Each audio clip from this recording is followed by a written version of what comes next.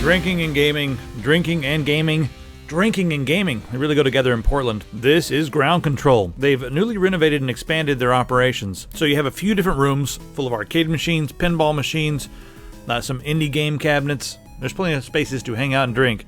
Speaking of drinks, let's go grab one of those first. They've got some interesting drinks based on, video game stuff. But for me, I'm just going to grab a beer from their rotating beer menu. Now, at certain times of day and certain times of the week, this place can get crowded. As far as the mixture of games go, we have another mixture of old and new. There's not a huge selection of super old school games, but there is plenty for everybody. Killer Queen is an indie game, and it's one of the main attractions here. They say the world's first 10-player arcade game, and so you see here one side of it, there's 5 players, and right next to it is the other side. And so what you do is you'd have 5 people on each side playing literally against each other right next to each other. It's an indie game from New York. These guys, Josh Damonis and Nick Mikros, made it. Came out about 3 years ago or so. It has 1 button and 1 stick per person. It's pretty easy to learn. It's really unlike anything most people have ever played. There's pros and cons. You find yourself yelling back and forth, hopefully to your friends, sometimes your enemies. But yeah, playing with the people right next to you.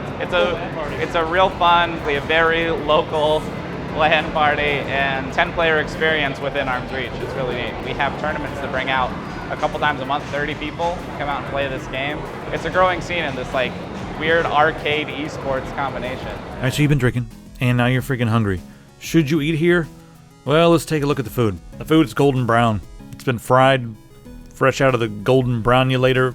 As you can see here, it's not the most artisanal food on the planet, but if you're drinking and want something greasy, something fast, right there it is. The sandwiches were actually quite good. The environment here is a little bit more put together, a little more upscale when compared to some of the other barcades in town. This is not exactly a dive, but it still has a very, down-to-earth feel to it. As far as the crowds go, it's going to be slightly different on this side of the water. This is the west side where a lot of the big businesses are. Around 5 o'clock, you're going to get a rush from all the people who are getting off work. You're especially going to get a rush on the second Thursday and the last Wednesday of every month. That's free play night. $5 gets you in the door, and then it's all you can play. Just buy your drinks. So, say you've had a few drinks and you run to the bathroom. What do you need? You need disco mode.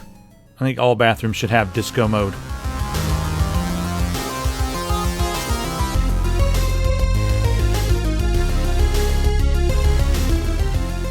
So that's Ground Control. Awesome ambiance, good selection of drinks, and a very nice selection of games. Check it out when you're in Portland.